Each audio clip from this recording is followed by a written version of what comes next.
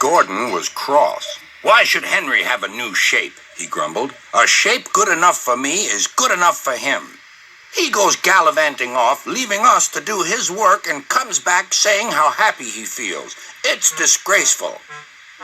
And there's another thing. Henry whistles too much.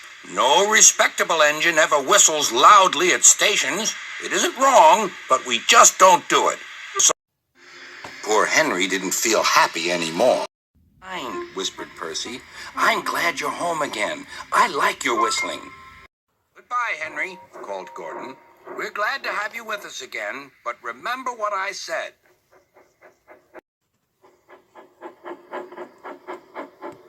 Later, Henry stopped at Edward's station. "Henry," said Edward, "you look splendid. I was pleased to hear your happy whistle yesterday." "Thank you, Edward," smiled Henry. "Shh! Can you hear something?" "It sounds like Gordon," said Edward, "and it ought to be Gordon. But Gordon never whistled like that." It was Gordon. He came rushing down the hill at a tremendous rate. He didn't look at Henry, and he didn't look at Edward.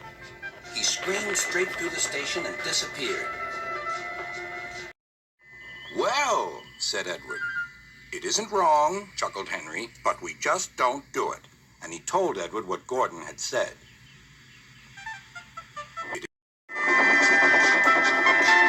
Meanwhile, Gordon screeched along the line. The noise was awful.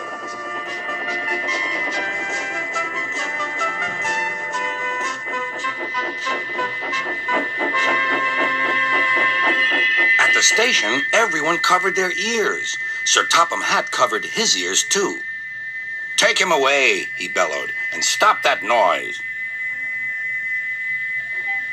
Gordon puffed sadly away, but he wouldn't stop whistling until two fitters climbed up and knocked his whistle valve in place. That night, Gordon slunk into the shed. He was glad it was empty.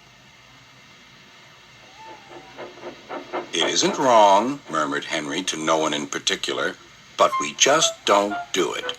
No one mentioned whistles.